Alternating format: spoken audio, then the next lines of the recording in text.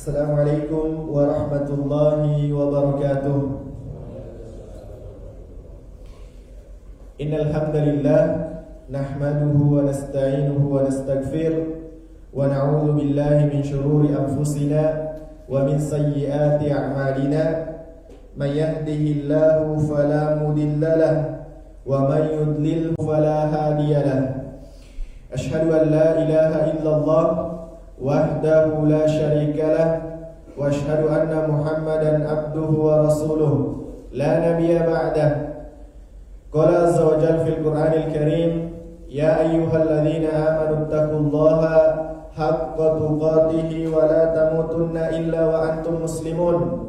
Wa qala aidan, ya ayyuhan nas ittaqu rabbakum alladzi khalaqakum min nafsin wahidah wa khalaqa minha zawjaha wa batha minhuma rijalan katsiran wa nisaa'a wattaqullaha alladzi tasaaluna bihi wal arham innallaha kana 'alaikum raqiba. Wa qala aidan, ya ayyuhalladzina amanu taqullaha wa qulu qawlan sadida yuslih lakum a'malakum wa yaghfir lakum dhunubakum wa may yuti'illaha wa rasulahu faqad faza fawzan 'azima. Amma ba'd, fa inna asdaqal hadithi kitabullah wa khairul hadi Muhammadin sallallahu alaihi wasallam wa syarrul umuri muhdatsatuha wa inna kulla muhdatsatin bid'ah wa inna kulla bid'atin dhalalah wa inna kulla dhalalatin finnar wa na'udzu billahi minan nar. Jamaah salat subuh yang semoga dirahmati dan dimuliakan oleh Allah Subhanahu wa taala. Alhamdulillah, kita kembali memuji Allah Subhanahu wa taala karena berkat taufik dan hidayahnya lah kita bisa kembali berkumpul untuk melanjutkan pembahasan kita pada kitab Bulughul Maram, bagian paling terakhirnya kitab Al-Jami' yang ditulis oleh Imam Ibnu Hajar Al-Asqalani rahimahullahu ta'ala. Dan perlu kita ingatkan jamaah sekalian bahwasanya hari ini kita berada di hari Ahad tanggal 2 Rajab 1445 Hijriah. Itu berarti jamaah sekalian kita sedang berada di salah satu bulan yang Allah muliakan. Allah Subhanahu wa taala berfirman di surah At-Taubah, "Inna iddatash syuhuri indallahi 12 syahran fi kitabillah." Sesungguhnya jumlah bilangan bulan di sisi Allah itu ada 12 bulan. Yauma khalaqas samawati wal ard, hari di mana Allah ciptakan langit dan bumi. Lalu kemudian Allah Subhanahu wa taala melanjutkan, wa minha arba'atu hurum, di antara 12 bulan yang Allah ciptakan ada 4 bulan yang Allah muliakan. Lalu kemudian lanjutan ayatnya, fala tadlimu anfusakum fihin, atau fala tadlimu fihinna anfusakum, jangan kalian menzalimi diri-diri kalian di 4 bulan tersebut. Kata para ulama tafsir jamaah sekalian, maksud dimuliakannya bulan tersebut adalah sama seperti dimuliakannya beberapa tempat di atas permukaan bumi ini. Seperti misalnya kita kenal Haramain, Mekah dengan Madinah. Ini tidak sama jamaah sekalian, daerah Mekah dengan Madinah tidak sama dengan daerah-daerah yang lainnya. Contoh misalnya ketika kita melaksanakan sholat zuhur atau sholat subuh, karena kita baru saja melaksanakan sholat subuh. Sholat subuh misalnya kita laksanakan di Masjid Nabawi yang ada di kota Madinah. Itu jamaah sekalian lebih baik dibandingkan dengan mengerjakan 1000 kali sholat, atau sama atau bahkan lebih baik dibandingkan mengerjakan 1000 kali sholat subuh di masjid selainnya. Itu maksud dimuliakan dua tempat tersebut. Begitu juga dengan Masjidil Haram yang ada di Mekah. Itu 1 kali sholat subuh di sana sama dengan 100.000 kali sholat subuh di masjid yang lainnya. Tapi jemaah sekalian, perlu kita garis bawahi, jangan nanti ada yang datang umroh ke Madinah, kemudian Dia sholat subuhnya di sana, pulang ke Indonesia, dia tidak lagi sholat subuh. Ditanya kenapa tidak sholat subuh? Oh, saya sudah ambil 1000 lebih baik dibandingkan dengan sholat subuh yang lainnya. Itu tidak benar. Baik jamaah sekalian, demikian juga dengan bulan yang Allah haramkan, bulan yang Allah muliakan. Di dalamnya ada pelipat gandaan pahala. Jadi jemaah sekalian, berbicara tentang 4 bulan yang Allah haramkan, yang Allah muliakan ini disebutkan dalam hadis yang diriwayatkan oleh sahabat Abu Bakrah radhiyallahu anhu. Nabi sallallahu alaihi wasallam bersabda, potongan hadisnya, salasatun mutawaliyat. Di antara 12 bulan itu ada 3 bulan yang saling berturut-turut. Dari 4 bulan yang Allah muliakan, ada 3 bulan yang berturut-turut.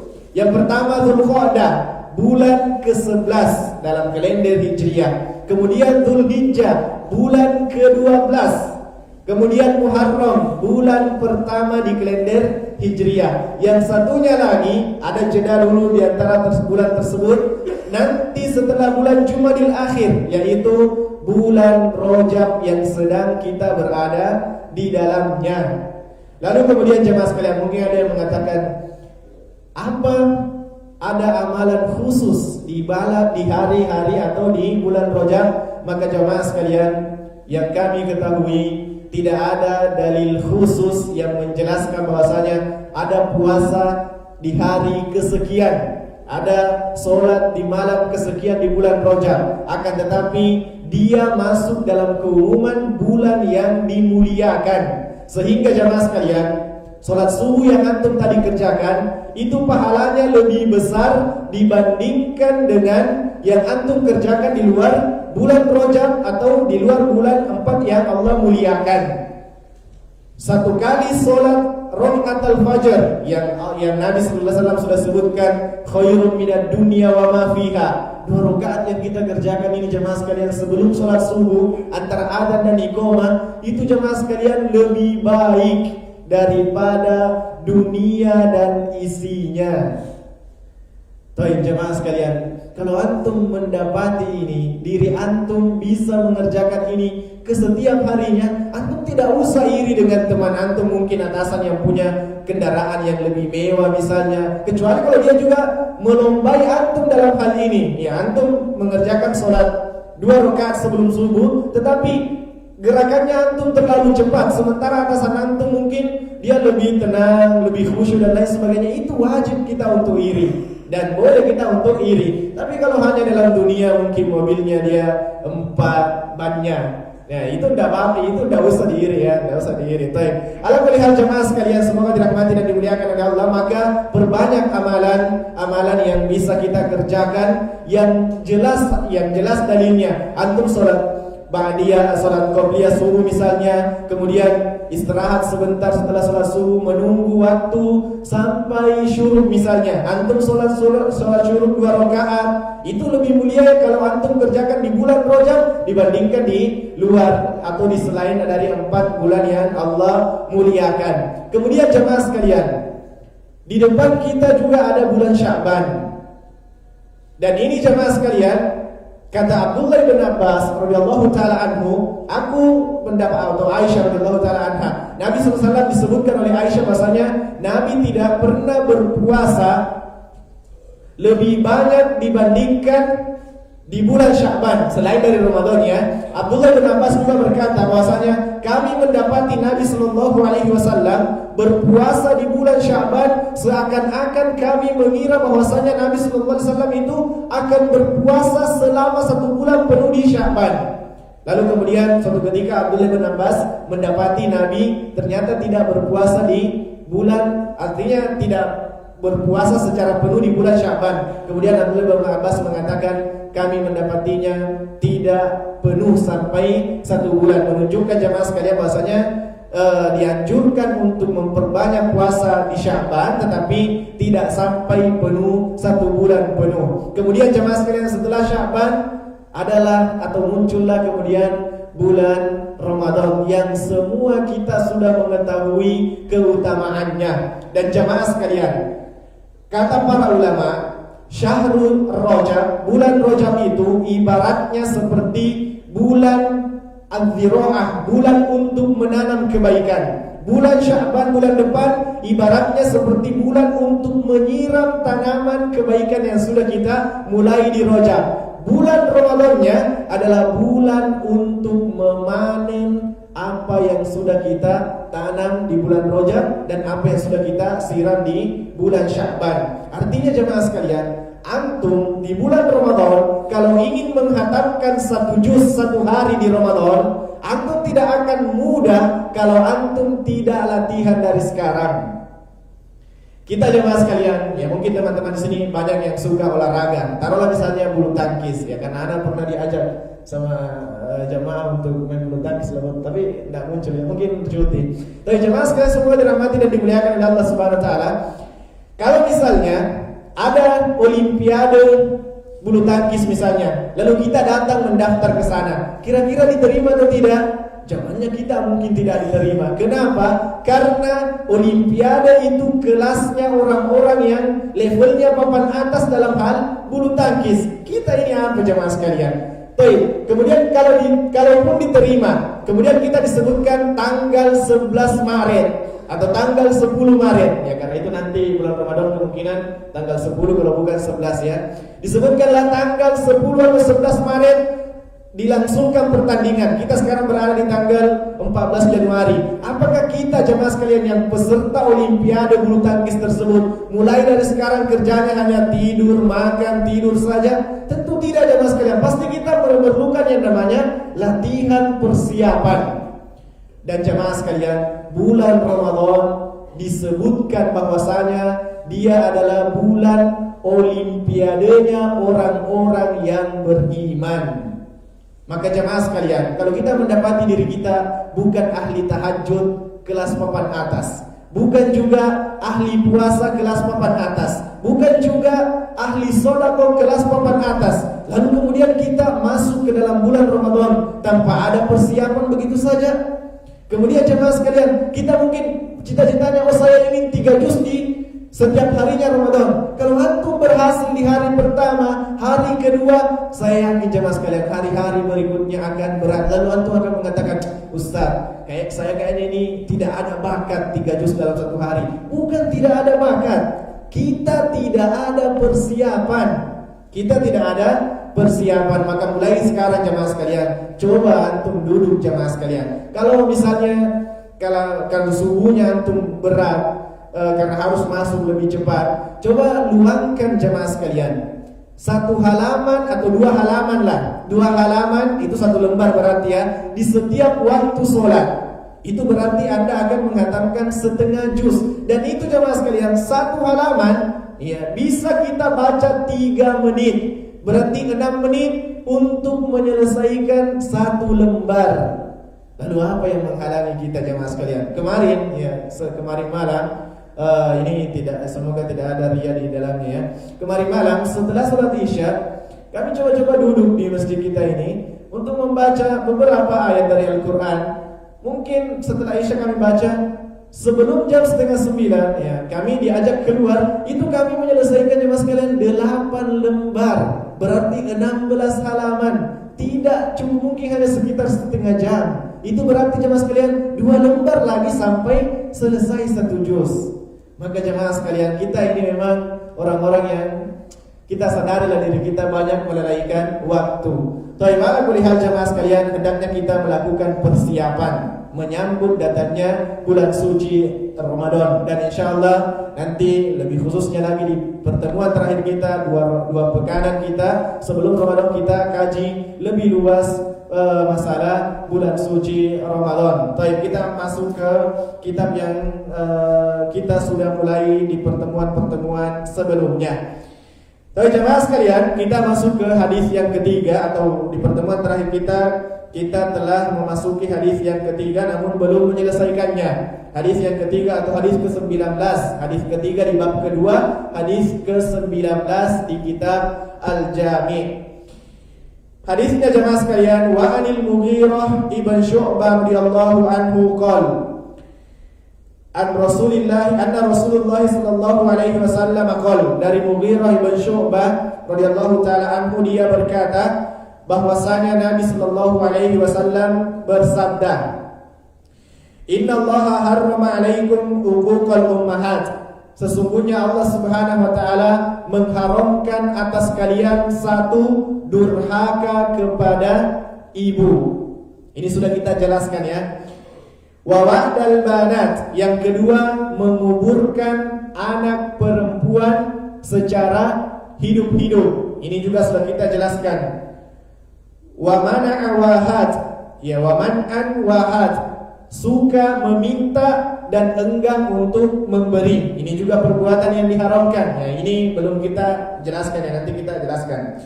Wa karihalakum, dan Allah Subhanahu wa taala membenci atas kalian qila wa qol, banyak menukil atau banyak membicarakan perkara yang tidak penting, yang tidak ahli di dalamnya. Bicara presiden misalnya, pemilu yang sebentar lagi ya, ini nanti kita jelaskan juga. Tapi padahal dia tidak ada ilmu di dalamnya. Tapi nanti kita jelaskan. Wa kathratas su'al, dan banyak bertanya pada perkara yang tidak penting. Nanti juga kita jelaskan di sini apa maksud dari banyak bertanya di perkara yang tidak penting. Kemudian yang terakhir, wa idha'atal mal, dan menghamburkan harta. Muttafaqun alaih. Ini perbuatan yang dibenci oleh Allah Subhanahu wa taala. Ya, banyak bertanya, banyak menukil dan menghamburkan harta. Baik, kita masuk di makna wa mana'a wahad atau wa man'an wahad. Suka meminta namun enggan untuk memberi. Ini adalah perbuatan yang diharamkan oleh Allah Subhanahu wa taala. Durhaka kepada ibu sudah kita bahas. Kemudian membunuh anak perempuan secara hidup-hidup juga sudah kita bahas. Yang ketiga adalah wa man'an wahad, banyak meminta, suka meminta tapi enggan untuk memberi. Kata penulis jamaah sekalian, wa man'an wahad artinya adalah menahan perkara yang wajib untuk ia berikan. Seperti misalnya zakat. Zakat ini jemaah sekalian, dia sesuatu yang wajib karena ada haknya fakir miskin yang seharusnya kita tunaikan. Kemudian juga contoh yang lain yang enggan dia keluarkan, yang enggan dia memberi adalah nafkah-nafkah yang wajib yang seharusnya kita berikan kepada orang tua kita, anak istri kita, tapi kita tidak memberikannya. Ya subhanallah, ada suami-suami yang seperti itu ya. Dia pelit, tapi semoga tidak ada di sini. Dia pelit sekali sama istrinya. Istrinya ya, padahal itu jemaah sekalian, istri itu kalau diberikan, ya dibelanjakan itu masya Allah, apa yang antum minta antum akan dijadikan raja. Tapi coba kalau antum pelit, ke teh habis, tidak usah kita minum teh, air putih saja cukup, padahal ada uangnya. Ini subhanallah ya, bakhil. Maka tidak seharusnya jemaah sekalian. Atau misalnya nafkah yang wajib kepada pekerjanya, seperti seorang atasan misalnya, dia menuntut karyawannya untuk kerja semaksimal mungkin, namun kemudian ketika tiba gajian diundur-undur, atau kemudian berusaha untuk dikurang-kurangi gaji karyawannya, maka ini termasuk perbuatan yang diharamkan oleh Allah Subhanahu wa taala. Menuntut kerja elit tetapi memberi gaji sulit. Ya, ini perbuatan yang diharamkan oleh Allah Subhanahu wa taala. Begitu juga sebaliknya, kalau kita seorang karyawan, maka jemaah sekalian tunaikan kewajiban kita. Jangan kerja kita malas-malas, lalu kemudian tiba waktu gajian, wah ini gaji saya harus penuh, padahal dia orang yang tidak menunaikan kewajibannya. Ini juga perbuatan masuk di dalamnya wa man'an wahad, orang yang perbuatan yang diharamkan oleh Allah Subhanahu wa taala. Dan ada banyak model jemaah sekalian yang seperti ini, hanya menuntut tapi kemudian lupa bahwasanya dia juga punya kewajiban. Ya, punya kewajiban. Demikian juga istri misalnya, tidak boleh juga banyaknya hanya menuntut ke suami namun enggan untuk melaksanakan atau memberikan hak-hak suaminya. Dan ini termasuk juga perbuatan yang diharamkan oleh Allah Subhanahu wa taala. Baik, kemudian Nabi sallallahu alaihi wasallam bersabda, wa karihalakum, dan dibenci atas kalian. Dibenci atas kalian. Apa yang dibenci oleh Allah Subhanahu wa taala atas kita? Yang pertama adalah qila wa qol, banyak menukil atau banyak berbicara pada perkara-perkara yang tidak penting. Berbicara pada perkara yang tidak penting. Kata penulis jemaah sekalian, qila wa qol. Qila wa qol itu bisa didefinisikan sebagai definisi yang lain, yaitu menyebarkan sesuatu berita yang hanya berlandaskan katanya. Oh, katanya fulan begini, puasa di hari tertentu dapatnya sekian. Katanya fulan, ditanya dalilnya mana? Oh, tidak tahu, tapi yang jelas ini baik. Ini katanya dan seterusnya. Maka jemaah sekalian, ini adalah peringatan yang keras bagi setiap muslim, terutama jemaah sekalian di zaman yang modern seperti kita sekarang ini. Informasi sangat mudah untuk kita terima, tetapi kita tidak mengetahui sumber atau kesikohan sumbernya. Bisa tidak dipercaya sumber tersebut. Padahal jemaah sekalian, Nabi sallallahu alaihi wasallam bersabda, "Kafa bil mar'i kadziban." Seseorang itu cukup dikatakan sebagai pendusta apabila ayyuhadditsa bikulli ma sami'a, apabila dia menyampaikan semua berita yang dia dengar. Jadi jemaah sekalian, Nabi SAW menyebutkan bahwasanya secukuplah seseorang itu dikatakan pendusta kalau setiap berita yang dia dengar dia sampaikan tanpa dia teliti terlebih dahulu apakah berita ini benar dan lain sebagainya. Ya, ini jemaah sekalian, perbuatan yang dibenci oleh Allah Subhanahu wa taala. Namun perlu kita juga definisikan terlebih dahulu jemaah sekalian. Definisi dari makruh sebenarnya itu adalah dikerjakan dia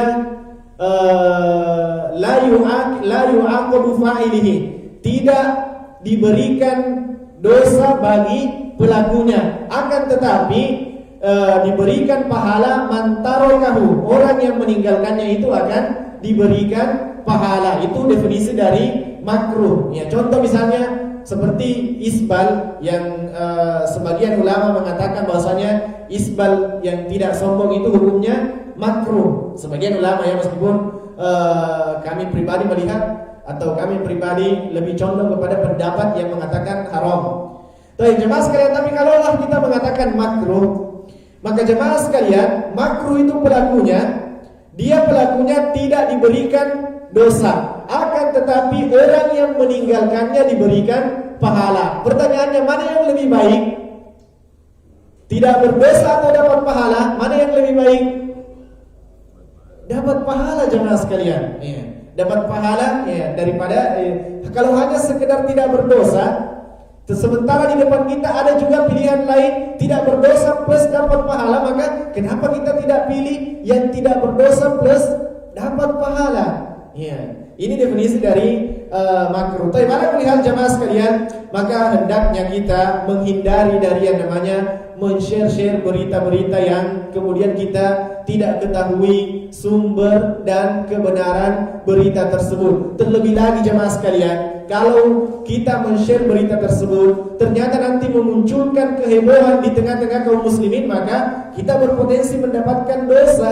Ya, kita berpotensi mendapatkan dosa karena ada kehebohan yang kita perbuat, ya, yang mengacaukan urusan kaum muslimin. Kemudian Nabi Shallallahu Alaihi Wasallam juga bersabda di hadis yang lain, "Bi'sa muti'atur rajul za'amu." Sungguh seburuk-buruk tunggangan seseorang adalah perkataan kata mereka. Kenapa ini? Oh, katanya fulan begini, dinukil berita-berita yang tidak jelas. Ini termasuk seburuk-buruknya tunggangan kata Nabi Sallallahu Alaihi Wasallam. Dan ingatlah jemaah sekalian, kata Nabi Sallallahu Alaihi Wasallam, min husnil islamil mar'i, di antara tanda baiknya keislaman seseorang adalah meninggalkan malayani, meninggalkan sesuatu yang tidak bermanfaat. Contoh misalnya jemaah sekalian, menjelang pemilihan presiden, lalu kubu yang satu memilih ini, kubu yang satu memilih yang lainnya. Diangkatlah, oh fulan ini yang saya jagokan begini kelebihannya. Disebutkan oleh yang lainnya, fulan ini begini kelebihannya.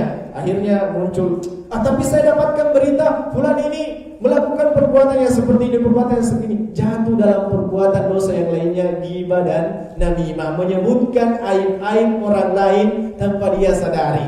Maka jemaah sekalian, antum kalau mau misalnya memilih, silahkan pilih, tidak usah antum kemudian menjelek-jelekkan calon yang lainnya. Antum jelaskan, yang saya tahu seperti ini, saya mau memilih ini karena begini-begini. Antum kalau tidak mau memilih juga, tidak ada juga paksaan. Ya, negara kita negara demokrasi. Ya, negara demokrasi. Baik, ala melihat jemaah sekalian semoga dirahmati dan dimuliakan oleh Allah.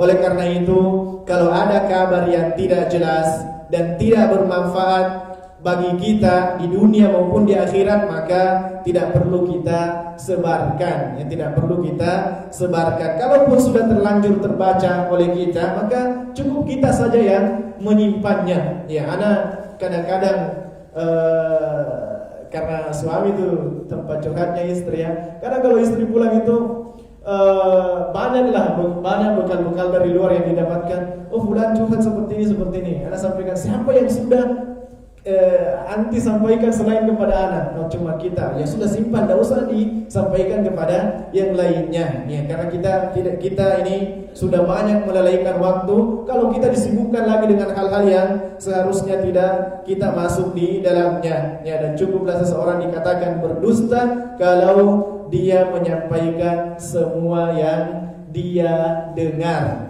tanpa meneliti kebenaran berita tersebut. Taib jemaah sekalian semoga dirahmati dan dimuliakan oleh Allah Subhanahu wa taala. Kemudian Nabi sallallahu alaihi wasallam melanjutkan qila wa qol, kemudian yang berikutnya wa kasratus sual, banyak bertanya. Ya, banyak bertanya. As-sual dalam bahasa Arab memiliki dua makna. As-sual dalam bahasa Arab memiliki dua makna. Makna yang pertama jemaah sekalian dalam hadis ini adalah banyak bertanya pada perkara-perkara yang tidak penting. Contoh misalnya jemaah sekalian, ada orang yang datang dan bertanya, Ustaz, bagaimana, atau misalnya, Ustaz, saya kalau hidup di bulan, kapan saya harus sholat zuhur? Ya, ini pertanyaan yang tidak penting jemaah sekalian. Padahal dia tanyakan ini sholat zuhur yang dia tanyakan, tapi tidak tepat atau tidak penting. Ustaz, kalau saya hidup di bulan, kapan saya sholat zuhur? Pertanyaannya, apa antum mau hidup di bulan? Jemaah sekalian, penelitian menunjukkan bahwasanya jarak antara bumi dengan bulan itu butuh ratusan tahun baru sampai di sana. Jadi kalau ada bayi yang dikirim ke bulan, jamaah sekalian, umur kita hanya sampai berapa tahun? 60, 70 tahun saja. Meninggal di perjalanan, meninggal duluan di perjalanan. Maka ini pertanyaan-pertanyaan yang tidak penting. Atau contoh misalnya, Ustaz, bumi itu bulat atau datar? Ini juga termasuk pertanyaan yang tidak penting jemaah sekalian. Sampai-sampai ada yang memperdebatkan hal ini sampai habis waktunya di situ. Saya yakin bumi bulat, saya yakin bumi datar, dan seterusnya, habis waktu di situ.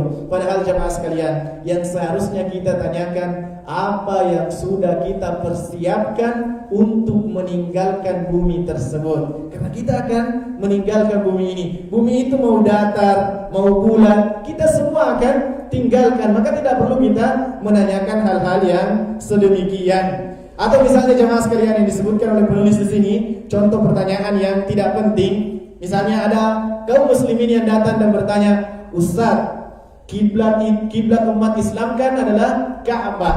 Betul. Tapi bagaimana Ustaz kalau misalnya Ka'bah itu terbang ke atas? Kaum muslimin sholat menghadap kemana? Nah, ini pertanyaan yang tidak penting. Ya, pertanyaan yang tidak penting. Antum mau sholat menghadap ke atas? Ya, itu tentu tidak. Ini pertanyaan yang sama sekali tidak penting. Ya, ini makna yang pertama, banyak bertanya. Wa kasratus su'al. Kemudian makna yang kedua dari wa kasratus su'al, banyak bertanya di sini adalah terlalu banyak meminta. Terlalu banyak meminta. Jamaah sekalian semoga dirahmati dan dimuliakan oleh Allah Subhanahu wa taala. Seseorang kalau meminta itu sesekali tidak mengapa. Kalau apalagi kalau memang dia sangat butuh. Tetapi jamaah sekalian, kalau terlalu sering meminta, maka ini sesuatu yang dibenci oleh Allah Subhanahu wa taala. Dan bukan hanya Allah yang membencinya, orang-orang yang dimintai tolong atau orang-orang yang kita datangi minta tolong itu, kalau terlalu sering, mereka juga akan merasa risih kalau terlalu sering dimintai pertolongan. Ya, dan ini juga jamaah sekalian, kalau kita terlalu banyak meminta tolong kepada orang lain, berpotensi untuk kemudian menghilangkan tawakal dan ketergantungan kita kepada Allah. Misal, antum mau mengurus sesuatu, lalu kemudian antum merasa sulit, oh saya punya kenalan fulan, saya akan minta tolong ke dia, akhirnya dimudahkan, maka antum melupakan Allah.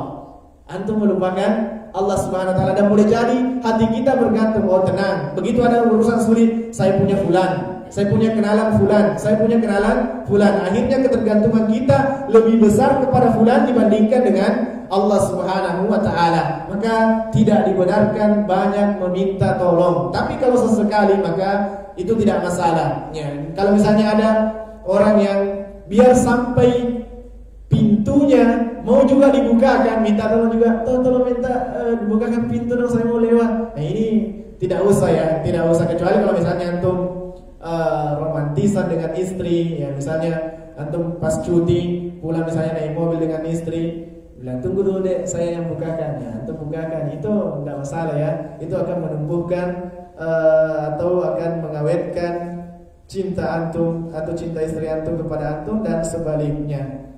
Baik, ala kulli hal yang jemaah sekalian yang semoga dirahmati dan dimuliakan oleh Allah Subhanahu wa taala, hendaknya kita jangan banyak-banyak meminta tolong. Dan Nabi sallallahu alaihi wasallam bersabda di hadis yang lain, kata Nabi sallallahu alaihi wasallam, la tazalul mas'alatu bi ahadikum hatta yalqallaha yaumal qiyamah.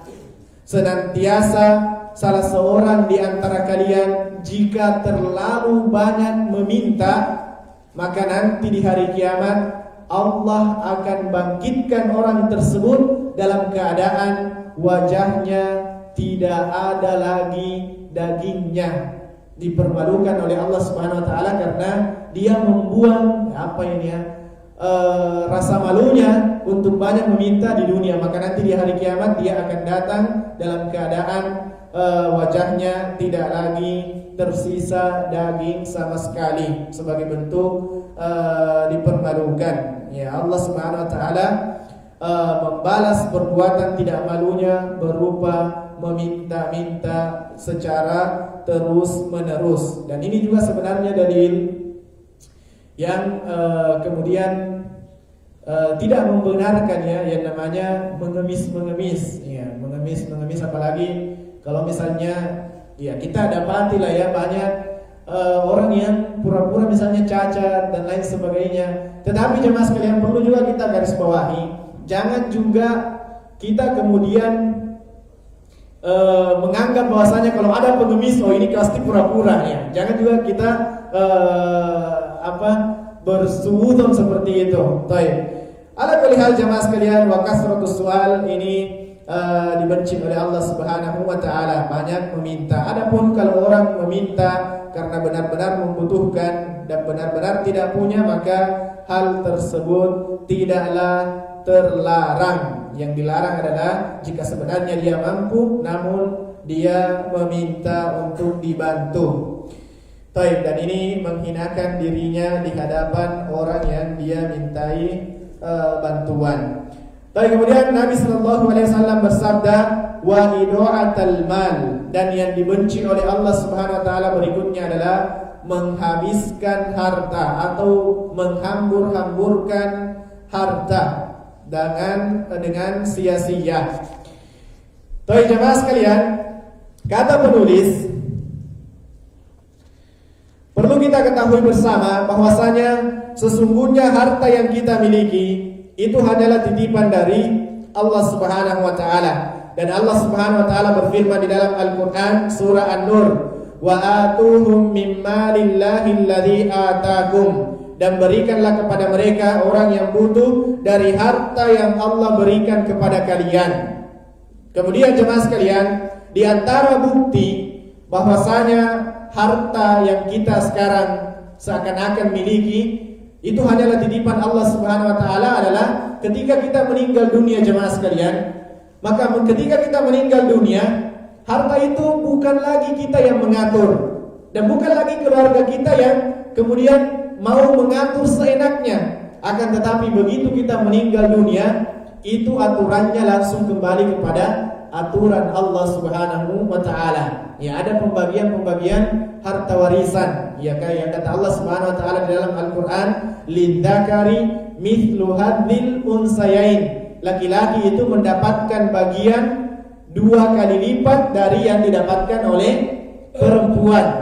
Tapi jemaah sekalian semoga dirahmati dan dimuliakan oleh Allah Subhanahu wa taala, orang-orang liberal kadang ingin menjatuhkan Islam, ingin menjatuhkan umat Islam dengan mengatakan, masa laki-laki mendapatkan 2 bagian sementara wanita yang lemah mendapatkan hanya 1 bagian. Ini kelihatannya memang jemaah sekalian kalau kita melihatnya, iya juga ya.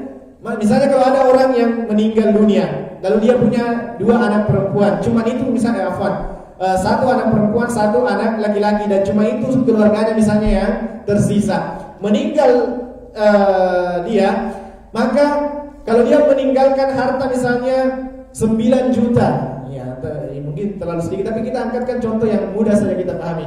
9 juta misalnya harta yang dia tinggalkan dan tidak ada hutang, ya selesai masalah perhutang-hutangan. Maka jemaah sekalian, 3 juta yang didapatkan oleh anak perempuan, 6 juta anak laki-laki. Maka jemaah sekalian, secara rasional kita, kalau kita mau memahami secara akal, kelihatannya kok tidak adil. Masa wanita yang lemah dapat 3, sementara laki-laki yang kuat dapat 6. Ini kalau kita mau pakai logika kita jemaah sekalian. Tapi coba jemaah sekalian, perlu kita ketahui bahwasanya wanita itu, seorang wanita itu selalu di sisi yang aman. Maksudnya apa?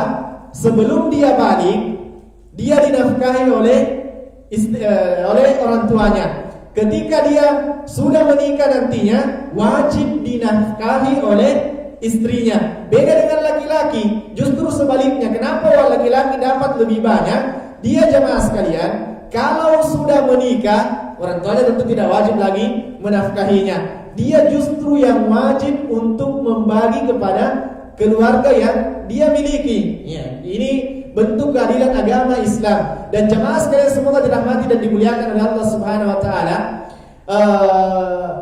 penggunaan istilah harta suami milik suami dan milik istri, sementara harta istri milik istri toh saja, itu benar. Itu istilah yang benar.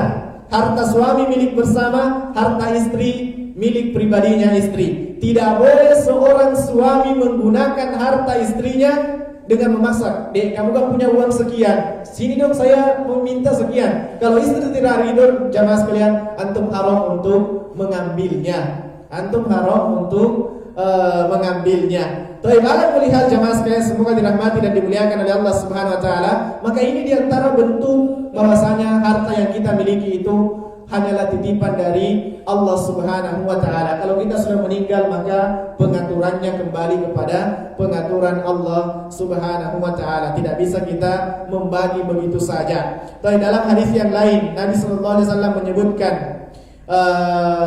tentang penggunaan harta ini. Kata beliau sallallahu alaihi wasallam, la tazalu qadama 'abdin yaumal qiyamah.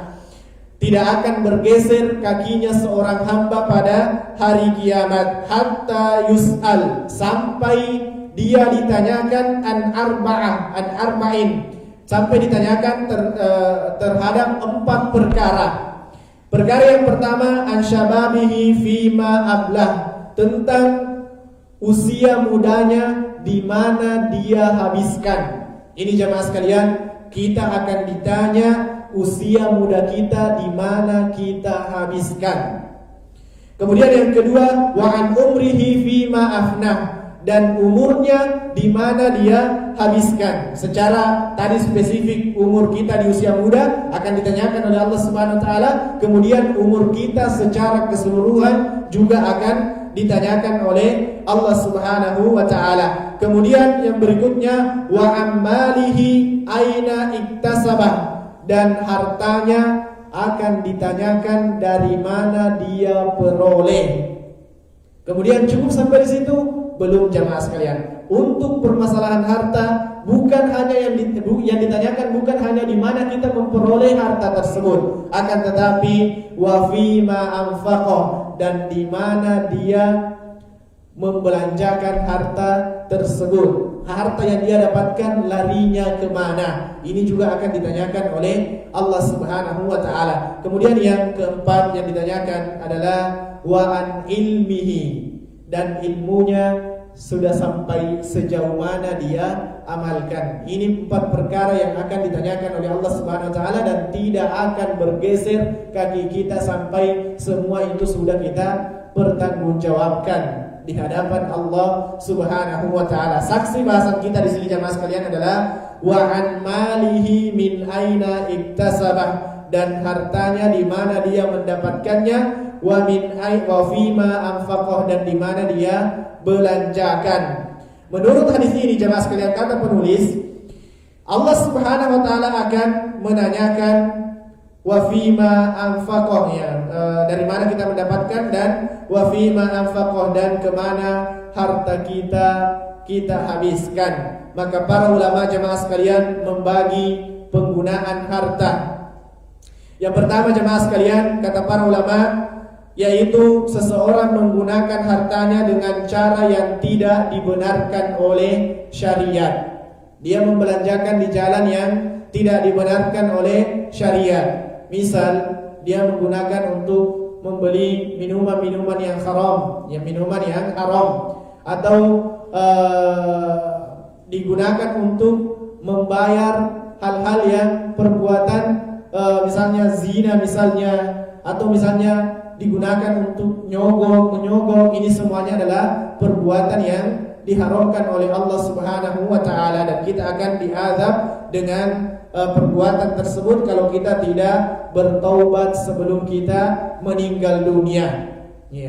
Dan kalau kita sudah bertobat jemaah sekalian, maka kalau taubat kita diterima, insyaallah azabnya tidak lagi ada. Makanya jemaah sekalian, kita berusaha untuk menghindari dari yang namanya menggunakan harta di jalan yang tidak tepat atau di jalan yang diharamkan oleh Allah Subhanahu wa taala. Kalaupun sudah terlanjur, maka jemaah sekalian, kita bertaubat kepada Allah Subhanahu wa taala dan menanamkan dalam diri kita, mengazamkan dalam diri kita untuk tidak akan lagi terjerumus ke dalam perbuatan tersebut. Dan jemaah sekalian, perlu kita garis bawahi bahwasanya Islam itu tidak memandang lagi masa lalu. Kalau hari ini antum taubat, selesai itu masa lalu. Asalkan jangan lagi kembali ke masa tersebut. Antum ingat kisahnya Umar bin Khattab.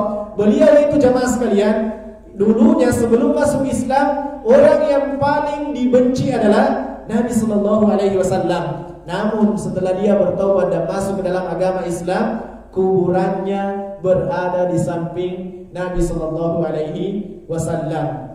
Itu menunjukkan bahwasanya Islam tidak memandang masa lalu. Yang harus kita benahi adalah sekarang sampai kita bertemu dengan Allah Subhanahu wa taala. Maka berdoa jemaah sekalian, minta kepada Allah Subhanahu wa taala agar kita menggunakan harta kita di jalan yang Allah ridhoi, di jalan yang Allah ridhoi, dan kita menghindari yang namanya penggunaan harta di jalan yang haram. Kemudian yang berikutnya, kata para ulama, yang dimaksud idha'atul mal, menghamburkan harta di sini adalah membiarkan harta tersebut tanpa ada penjagaan. Kalau tadi membelanjakan di jalan yang diharamkan oleh Allah, yang kedua ini adalah membiarkan harta tersebut tanpa ada penjagaan, sehingga akhirnya harta tersebut menjadi rusak. Contoh misalnya jemaah sekalian, ada orang yang hobi mengumpulkan kendaraan-kendaraan yang mewah, lalu kemudian dia kumpul di bagasi rumahnya. Padahal jemaah sekalian, sebenarnya kendaraan itu kita hanya butuh satu untuk satu keluarga, itu sudah cukup. Tapi ada orang-orang yang memang dia suka mengoleksi, oh saya suka barang ini, saya suka ini. Akhirnya jemaah sekalian dia juga tidak bisa merawatnya dan dia tumpuk begitu saja. Setelah memiliki banyak mobil, maka ia tidak sanggup lagi merawatnya sehingga kebanyakan kendaraannya menjadi rusak. Ini contoh yang disebutkan oleh penulis. Contoh yang kedua yang termasuk idaatul mal, mengumpulkan harta. Menghambur-hamburkan harta adalah orang yang gemar mengumpulkan banyak beras atau makanan. Ya, ini yang disebutkan oleh penulis di bukunya ya. Dibiarkan makanan itu menumpuk dan rusak, kemudian setelah itu dibuang. Ini termasuk dalam kategori menghambur-hamburkan harta. Padahal jemaah sekalian, di saat yang sama ada tetangga kita yang mungkin perlu makanan tersebut. Ya, ada tetangga kita yang mungkin perlu makanan tersebut, maka kita seharusnya tidak menimbungnya. Ya, kemarin Pak Abdurrahim ya sampaikan bahasanya, katanya ya dengan Pak Fuad kita kemarin bincang-bincang ringan lah ya, merupakan sunnah ya, makan sambil ngobrol-ngobrol yang ringan. Ya, jangan khusyuk pada saat makan. Ya, khusyuk itu dianjurkannya di sholat. Ya, silakan ngobrol-ngobrol yang ringan dengan teman antum. Tapi kemarin Pak Wisnu dengan Pak Fuad atau Pak Abdurrahim dengan Pak Fuad itu dia sampaikan bahwasanya makan siang kami itu di lapangan Ustaz, ya nasi kotak, kemudian begini. Katanya banyak teman-teman yang pada akhirnya sudah merasa bosan. Tapi kalau dikasih ke orang-orang di sekitarnya itu, masya Allah, mereka sampai berlarian mengambilnya. Itu menunjukkan jemaah sekalian bahwasanya sesuatu yang kelihatannya kita ini karena terlalu sudah sering berinteraksi itu sebenarnya sesuatu yang mewah bagi orang lain. Dan demikianlah dunia jemaah sekalian. Dunia itu akan terasa sangat indah kalau kita belum memilikinya. Namun begitu kita memilikinya, selesai, hilang keindahan tersebut. Sampai disebutkan oleh para ulama seperti dunia itu seperti ketika kita diterik panas matahari, lalu melihat di atas aspal misalnya seperti ada air yang tergenang. Begitu kita sampai di situ ternyata tidak ada. Demikianlah dunia jemaah sekalian. Terasa indah kalau belum kita miliki. Namun begitu kita miliki, maka sudah mulai menjadi seperti biasa-biasa saja. Bahkan sampai mungkin ada yang membuang-buang makanan, padahal makanan itu diimpikan oleh orang selain kita. Iya. Jemaah sekalian, contoh yang lain misalnya, kalau antum mau melihat dunia itu indahnya hanya ketika belum kita miliki istri antum sekarang. Dulu waktu belum menikahinya, oh masya Allah, istri ana ini yang calon istri ana ini yang paling cantik sedunia. Tapi setelah menikah, oh masih cantik. Setelah lama sudah menikah, Ustaz, istri ana kok sama ya dengan wanita yang lain. Tapi lebih lama lagi, Ustaz, kayaknya istri ana yang paling jelek dibandingkan dengan yang lainnya. Itulah dunia jemaah sekalian. Itulah dunia. Dan di antara tips yang disampaikan oleh para masyayikh, kalau kita ingin senantiasa melihat istri kita cantik, itu antum tundukkan pandangan di luar. Antum tundukkan pandangan di luar. Karena ada salah seorang suami pernah datang kepada Syekh dan mengatakan, wahai Syekh, saya melihat istri ana ini dia yang paling jelek. Ya, nanti kan sudah lama menikah. Padahal dulunya wahai Syekh, dia adalah orang yang paling cantik. Kira-kira apa tipsnya? Kata Syekhnya, tundukkan pandangan. Tundukkan pandangan. Karena antum kalau di luar sering melemparkan mata antum ke hal-hal yang haram yang tidak seharusnya antum lihat, maka yang halal antum lihat itu akan berkurang keindahannya. Ya, berkurang keindahannya. Tapi mana melihat jemaah sekalian, ini contoh yang disebutkan oleh penulis bahwasanya seperti orang yang menumpuk makanan lalu kemudian pada akhirnya dibuang. Ini termasuk idaatul mal. Sementara jemaah sekalian, Allah Subhanahu wa taala berfirman di dalam surah Al-Isra kalau tidak salah, wala tubadziru tabdzira, dan janganlah kalian mubadzir. Ya, kemudian di ayat yang lain Allah Subhanahu wa taala berfirman, innal mubadzirina kanu min ikhwanis syayatin. Ya, sesungguhnya orang-orang yang mubadzir itu saudaranya siapa? Antum yang sebutkan. Jadi kalau ada orang yang membuang-buang makanannya, berarti saudaranya siapa? Saudara dari orang tuanya ya, saudara dari anak dari orang tuanya. Tapi jemaah sekalian, hendaknya kita kemudian tidak menghambur-hamburkan harta. Baik, contoh yang ketiga disebutkan oleh penulis. Orang yang menghamburkan harta yang masih bisa digunakan. Hal ini sering dilakukan oleh orang-orang yang memiliki sifat angkuh dan gengsi yang tinggi. Karena sifat jeleknya itu, harta yang semestinya masih bisa digunakan oleh orang lain namun dibuang begitu saja karena dia merasa tidak memerlukannya lagi. Ya, dan ada orang-orang yang seperti ini jamaah sekalian. Bajunya begitu kotor, sebenarnya masih bisa dicuci.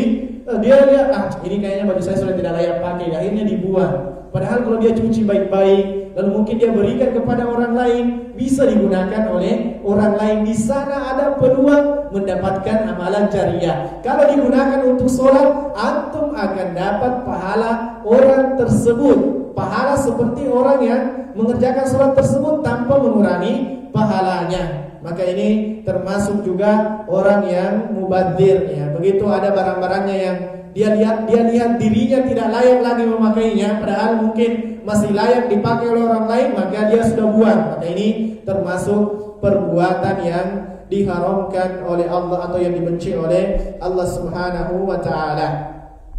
Kemudian berikutnya jemaah sekalian, kata penulis, sementara penggunaan harta itu ada penggunaan harta yang dianjurkan oleh Allah Subhanahu wa taala ya, atau yang didefinisikan sebagai mustahab. Dan yang termasuk penggunaan harta yang mustahab adalah menginfakkan harta pada hal-hal kebaikan dan ketaatan yang kemudian disukai oleh Allah Subhanahu wa taala. Misal menggunakan harta untuk membangun masjid. Ya, dan ini jemaah sekalian sesuatu amalan yang besar. Kata Nabi sallallahu alaihi wasallam, "Idza mata ibnu Adam," anak cucu Adam kalau sudah meninggal dunia, "inqata amalu kulluh," semua amalannya terputus. Pahala salatnya terputus, bakti orang tua kepada orang tuanya terputus, nafkah kepada istrinya terputus, nafkah kepada anaknya, puasanya dan yang lainnya semuanya terputus. Illa min thalath, kecuali dari 3 hal. Yang pertama disebutkan oleh Nabi sallallahu alaihi wasallam adalah shadaqatul jariyah, sedekah jariyah. Dan sedekah jariyah ini jemaah sekalian banyak contohnya, seperti misalnya yang disebutkan oleh penulis di sini, membangun masjid. Ya, membangun masjid. Meskipun jemaah sekalian, masjid yang dibangun itu bukan uang kita semua, bahkan kalau uang kita hanya 1.000, ya, 1.000 yang kita masukkan di donasi pembangunan masjid misalnya, lalu kemudian 1.000-nya kita ini dikumpulkan dengan 1.000 yang lainnya, lalu digunakan untuk membeli semen. Semen itu ditempelkan ke dinding masjid. Maka jamaah sekalian, selama masjid itu masih dipakai sholat, kita akan memanen pahala orang-orang yang sholat di dalamnya. Bayangkan jamaah sekalian, kalau 10 orang yang sholat, maka 10 pahala sholat yang utuh yang kita terima, tanpa mengurangi pahala orang yang mengerjakan sholat, meskipun kita sudah meninggal dan sudah masuk ke dalam liang lahat kita. Bagaimana kalau 100 orang yang sholat? Bagaimana kalau masjid itu dipakai sampai 10 tahun? Maka ini argo pahala terus berjalan buat kita, meskipun kita sudah masuk ke dalam liang lahat kita. Baik, kemudian contoh yang lainnya yang disebutkan oleh penulis, dana yang digunakan untuk dakwah misalnya. Ini juga jemaah sekalian penting ya, dan ini juga sangat dianjurkan. Ya, misal antum berikan kepada komunitas dakwah misalnya, lalu kemudian digunakan untuk berdakwah, antum dapat pahala dakwah seperti yang dilakukan oleh orang yang mendakwakan orang yang berdakwah tersebut. Belum lagi kalau dakwah dari orang tersebut kemudian berpindah atau diterima oleh orang lain, kemudian berlanjut, maka antum juga akan memanen pahala orang-orang yang didakwainya. Maka ini besar juga pahalanya jamaah sekalian. Dan ini diantara yang disebutkan oleh para ulama bahwasanya kenapa Nabi SAW mendapatkan yang namanya maqamah mahmudah, tempat yang paling tertinggi, tempat yang paling terpuji, karena semua amalan soleh yang dikerjakan oleh umatnya, Nabi SAW juga mendapatkan wasallam. Maka jemaah sekalian, antum usahakan kalau antum punya kelebihan harta, gunakan di pembangunan masjid, gunakan di dakwah. Kemudian juga yang disebutkan oleh penulis di sini, mengeluarkan harta untuk anak yatim dan fakir miskin. Gunakan untuk memberikan anak yatim dan fakir miskin. Jamaah sekalian, menyantuni anak yatim itu pahalanya sangat besar. Kata Nabi sallallahu alaihi wasallam dalam riwayat yang sahih, Nabi sallallahu alaihi wasallam bersabda, "Ana wa kafilul yatim." Saya dan juga orang yang menyantuni anak yatim. Apa kata Nabi sallallahu alaihi wasallam jemaah sekalian? "Dakhaltu ma'ahu fil jannah kahatain." Atau kama qala Rasul, saya akan masuk ke dalam surga bersama orang yang menyantuni anak yatim kahatain, seperti dua jari jemari ini, jari telunjuk dengan jari tengah, menunjukkan begitu dekatnya antara orang yang menyantuni anak yatim dengan Nabi sallallahu alaihi wasallam. Maka kenapa kita tidak gunakan harta kita ke arah sana jamaah sekalian? Kemudian yang disebutkan oleh penulis di sini adalah dan jalan-jalan kebaikan yang sangat banyak. Ya, ini hanya contoh kecil yang disebutkan oleh penulis. Kemudian yang berikutnya, kalaupun sudah misalnya sudah mengeluarkan ke pembangunan masjid, sudah mengeluarkan ke dakwah, sudah mengeluarkan ke anak yatim, istri juga dan keluarga juga sudah terpenuhi, maka jamaah sekalian dibolehkan oleh Allah Subhanahu wa taala untuk kemudian menikmati sesuatu yang mewah tetapi yang sewajarnya. Kata penulis di sini, seseorang yang kaya boleh membeli mobil mewah yang dia suka selama tidak sampai berlebihan dan tidak mengantarkannya kepada kesombongan. Ya, jangan sampai mentah-mentah misalnya antum naik mobil yang mewah misalnya, begitu lewat teman antum yang mungkin hanya naik motor, antum tidak lagi sapa dan lain sebagainya. Ini kalau dikhawatirkan menimbulkan kesombongan, maka sebaiknya dihindari. Tetapi kalau bisa kita kontrol, maka hal ini dibolehkan oleh Allah Subhanahu wa taala. Baik jemaah sekalian, semoga dirahmati dan dimuliakan oleh Allah Subhanahu wa taala. Muttafaqun alaih. Hadis ini diriwayatkan oleh muttafaqun alaih al-Imam Bukhari dan al-Imam Muslim rahimahumallahu taala. Baik, ini yang bisa kita sampaikan di hadis yang ke-19. Jika ada yang benar, semua datangnya dari Allah Subhanahu wa taala. Namun jika ada yang salah, semua tidak terlepas dari kesalahan kami dalam menukil dan kekeliruan kami dalam menukil. Allah dan Rasulnya berlepas dari kesalahan tersebut. Seperti biasa, kalau ada yang ingin ditanyakan, silahkan bertanya. Syuruk jam berapa? Ya? Oh, sudah masuk. Baik, ada yang mau ditanyakan? Jelas ya? Baik, kalau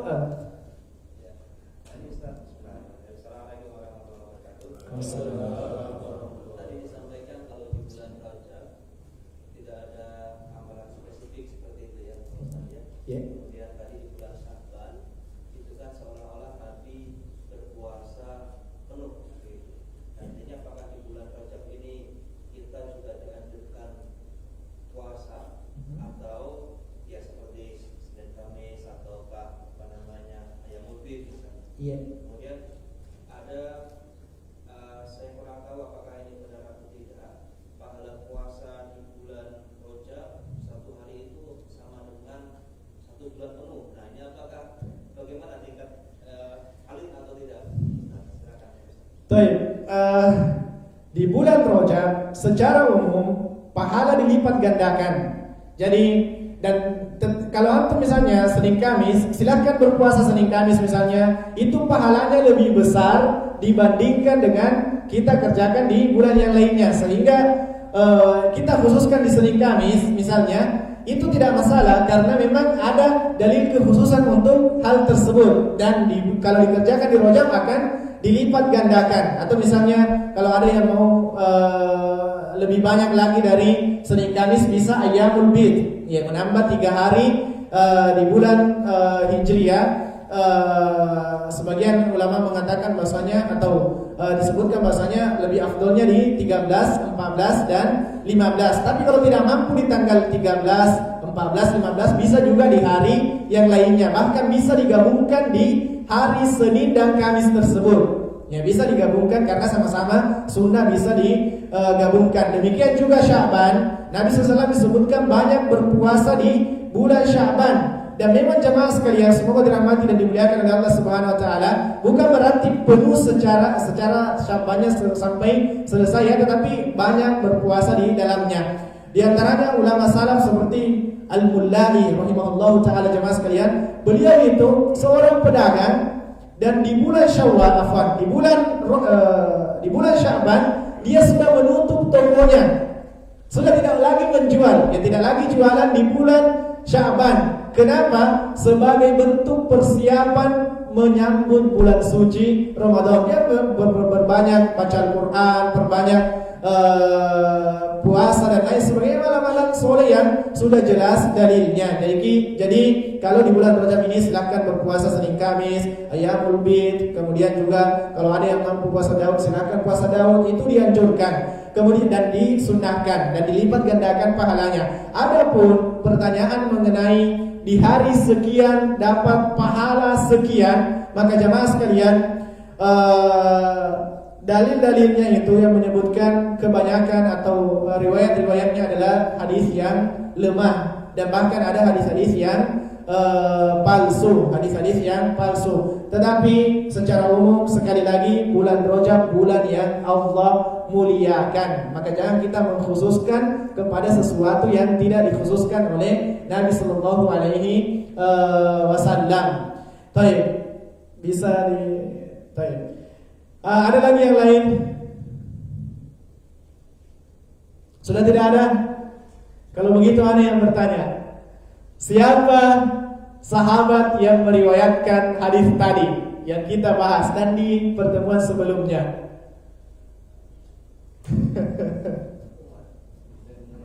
Siapa? Siapa?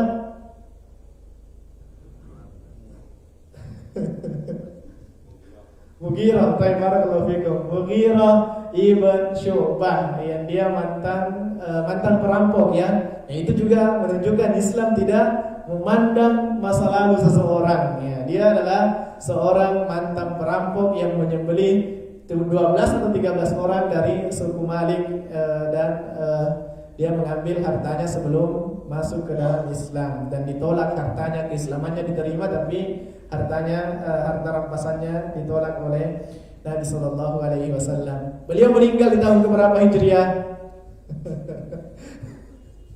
Ini juga sudah kita sebutkan.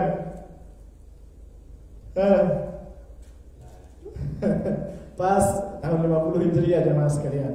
Usianya 70 tahun. Baik, kita tutup majelis kita, dan sebelum menutup, ya jemaah sekalian, kami kembali ingin mengingatkan, di depan kita ada peluang mendapatkan pahala haji dan umroh secara sempurna. Sholat syuruk 2 rakaat, ditambah lagi antum atau kita kerjakan di bulan Rajab, pahalanya dilipat gandakan lagi oleh Allah Subhanahu wa taala. Maka sangat disayangkan kalau kita luput darinya. Dan juga jemaah sekalian, ana memberikan saran kepada teman-teman yang mendengarkan, coba mulai hari ini azamkan dalam hati tidak mau lagi masbuk sampai Ramadan, sampai keluar Ramadan, sampai kita meninggal dunia. Coba antum jemaah sekalian buat semacam jadwal. Pokoknya saya tidak mau masbuk. Ya, pokoknya saya tidak mau masbuk. Dan jemaah sekalian semoga dirahmati dan dimuliakan oleh Allah Subhanahu wa taala. Permasalahan sholat ini kadang banyak kita remehkan. Padahal jemaah sekalian, tidak seharusnya ada urusan dunia yang melalaikan kita dari sholat. Al-Imam Ibnu Jauzi rahimahullahu ta'ala, jemaah sekalian, beliau pernah bertemu dengan seorang wanita yang sepuh, seorang wanita yang sudah tua. Beliau mengatakan, mungkin sekitar beberapa menit sebelum adzan waktu sholat, ya, adzan waktu sholat itu sebelum masuk waktu sholat. Lalu wanita ini sudah selesai berwudu, sudah siap-siap menuju ke rumah Allah Subhanahu wa taala. Al-Imam Ibnu Jauzi rahimahullahu taala melihat keadaan ini, dia lalu berkata kepada wanita ini, "Wahai ibu, apakah sudah masuk waktu sholat?" Kata wanita ini, belum. Tapi saya mau menemui Allah sebelum dia memanggilku. Apa kata Imam Ibnu Jauzi radhiyallahu taala, jamaah sekalian? Aku mendapati diriku orang yang sangat buruk. Kenapa? Karena kita ini baru mau datang ke masjid ketika azan. Coba jamaah sekalian, kita datang sebelum Allah memanggil kita. Ya, sebelum Allah memanggil kita, dan perbanyak doa jamaah sekalian. Allahumma alli qalbi bis-shalah. Ya Allah, gantungkan hatiku kepada salat. Warzuqna ats-tsabat hatta alqaq. Dan rezekikan kepadaku keistiqomahan sampai aku bertemu denganmu. Jamaah sekalian, perkara salat ini tidak boleh kita anggap remeh, dan hendaknya kita muliakan salat tersebut. Baik. Kita tutup majelis kita dengan membaca doa kafaratul majelis. Subhanakallahumma bihamdik, asyhadu an la ilaha illa anta, astaghfiruka wa atubu ilaik. Assalamualaikum warahmatullahi wabarakatuh.